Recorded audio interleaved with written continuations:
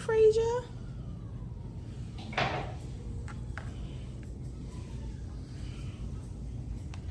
Where you going?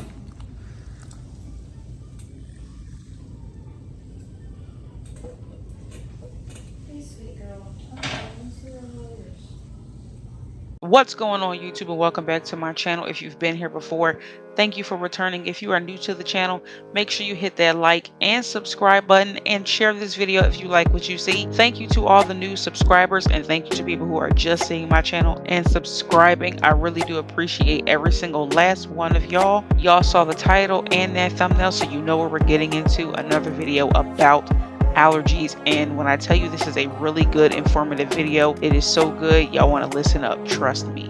But without further ado, let's get straight into this video.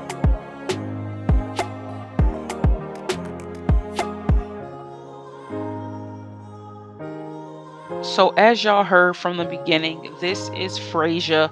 Frazier suffers from really bad allergies. She has a high buildup of yeast in her body, and it just overflows. It comes through her paws, it comes through her legs, her stomach, her face, and mainly it really comes through her ears. This is my third time doing Frazier. She has become my client because I am helping the owner with her allergies and with her yeast and everything building up, because the owner, I think, just got to a point where she was just over it. Before coming to me, she was on a vet recommended food. Yes, the vet recommended food for her, and it was not helping. In fact, it was actually making it a lot worse. So the very first time she came to me was not this video. This is the second time she came to me. The very first time she came to me, she looked a lot worse than this, like so much worse. But I had her switch her food, and she came back, which is this visit that y'all are seeing here. And then I also put clips, which you may have seen right at the beginning of her third visit. So when you see those little small videos, that was her third visit, which is her most recent visit. That was January 25th. And y'all can see the drastic difference. It's so crazy how different she looks just by switching her diet, adding different supplements to her food, and focusing on a grain-free diet. I know a lot of people question grain-free diets because the vet tells you that a grain-free diet leads to heart issues, which is actually not true. Dogs are actually not made to eat grains. They're made to eat meats and vegetables, and that's how they thrive the most. So when your dog has a yeast issue like this and you have them on a grain diet, anything with high carbs, rice, yeast, flour, anything like that in it, is just going to contribute to the overgrowth that they have in their body, and it's going to initially turn them out looking like this. So if you have a dog that has the same yeast issues that she has, find you a nice grain-free diet that is limited ingredient and is a salmon-based recipe, because that omega-3, 6, and 9 is going to help with their skin and their coat.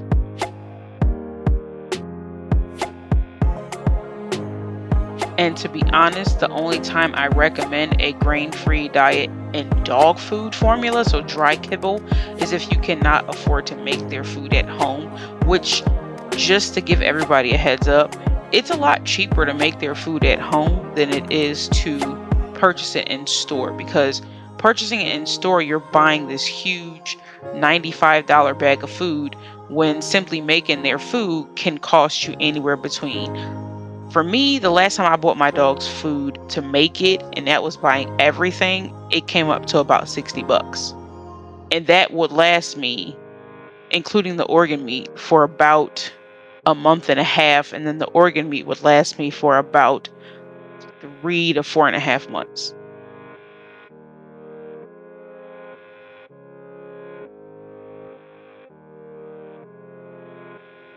So there are a couple options that you have if your dog has this similar issue, which I've learned a lot of dogs have this issue. A lot of dogs have overgrowth of yeast, they have allergies, and it's all tied into one, and their fur and their skin looks like this.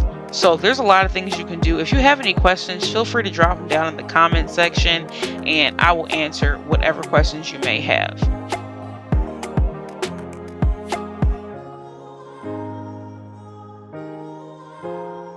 But diving into this video, I want to talk first, one, about her bath and what I'm doing for her. And then two, the next thing I want to talk about after that is I want to talk about what I recommended the owner do. She slipped on the soap. I want to talk about what I recommended the owner do at home to help with her allergies and her yeast issues.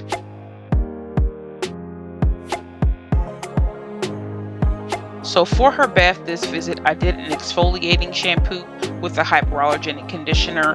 Most people will say use an oatmeal shampoo if your dog is itchy or if it has allergies, but actually an oatmeal shampoo is just going to enhance the yeast on their body, and it's just going to feed it, and it's just going to make it continue to grow. So after this bath, her skin was very red, but it wasn't inflamed, if that makes sense. So it was red because she's been itching and we're trying to work on it, but it wasn't inflamed because it wasn't irritated. So right now, the picture that you see on the screen is from her visit on January 25th. The bath that she's getting is from December the 7th. Look at how much of a difference that makes. I believe that's about 6 or 7 weeks, but look at the difference that makes. It's a huge difference.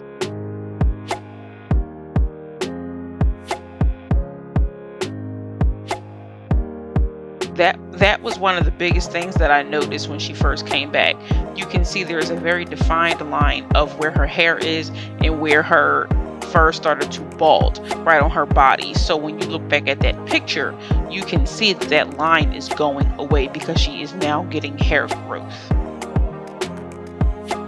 But for this bath, I opted to do an exfoliating shampoo because she had a lot of dry skin flakes, and the exfoliating shampoo is the best thing for dry skin flakes. So if your dog comes in and they have a yeast issue, one, do not do oatmeal. But if they have a lot of skin flakes or a lot of dry skin on there, use the exfoliating shampoo or use an exfoliating shampoo.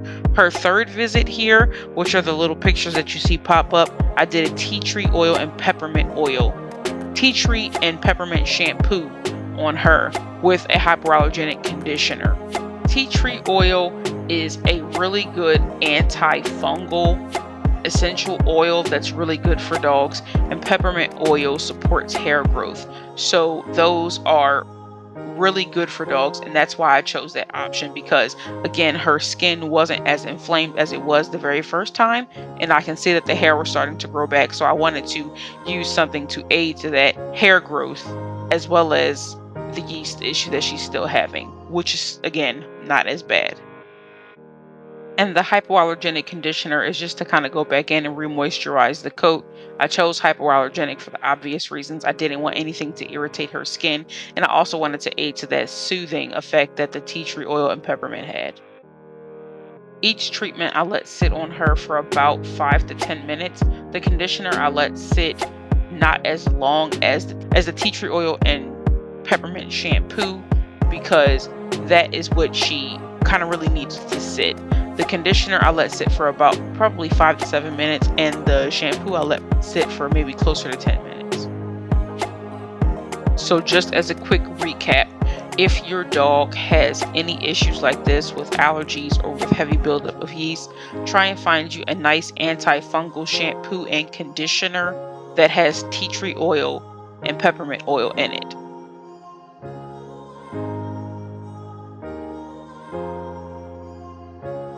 So just as a quick sidebar as to why there's a random guy rinsing off Frasier.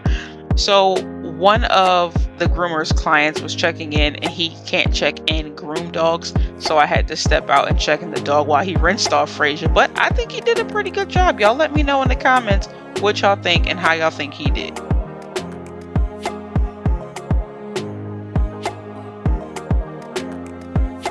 Okay. Now let's talk about what I recommended to her. So as I stated in the beginning of the video, she was on a vet recommended diet. She was on, to my knowledge, Hill Science diet.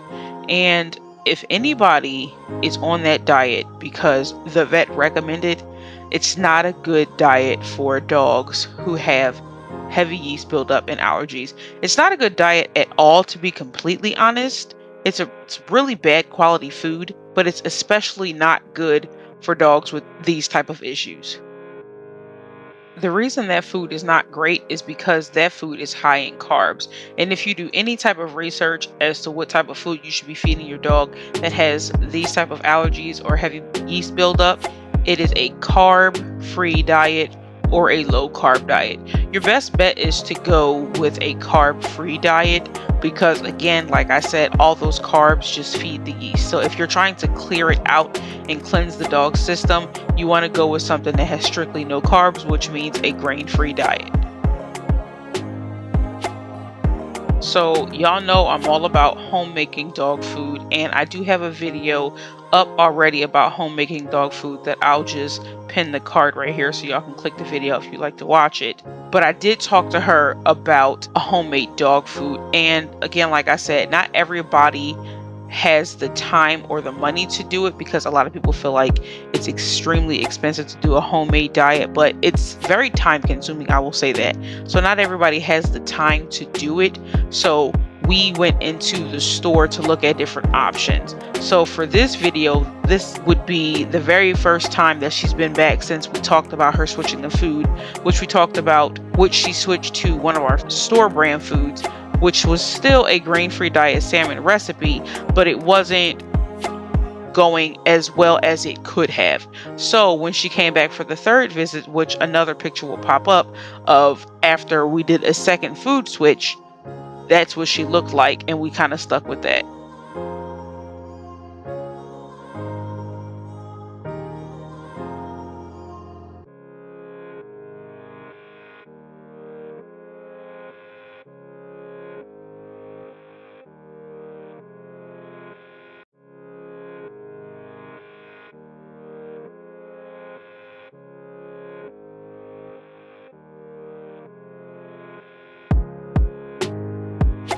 So the picture again in the corner is from her most recent visit after we switched to a different food. And then the video is from the first switch. So the first switch we did was our store brand, which is Simply Nourish. We did a limited ingredient diet, and we did a salmon and sweet potato recipe. The food helped a bit, but it wasn't a drastic change. So I asked her, I was like, can I trouble you to try and switch her food one more time? And she said, sure, I'm really open to it. I want to see what's going to help her. So we switched her food the second time, and we switched her over to New Low. It is a white and blue bag, limited ingredient salmon recipe. And those are the results of that final food switch. And when I say she looks, the video doesn't do her justice. She looks so much better. I can't even tell you how much better she looks. These are side-by-side finished videos as she's doing the mannequin challenge. And you can just see what a difference the food made. She's also adding apple cider vinegar to her dog's diet. And you can see the results are just amazing. She still has some bald spots, but her hair is growing in phenomenally. Listen, guys, if you have any questions, drop them down in the comment section.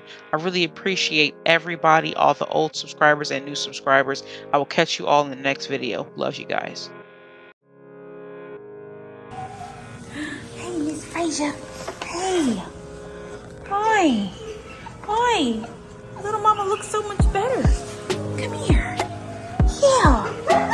You look so much better. You still got some bald spots, but you're growing hair. Aren't you growing hair?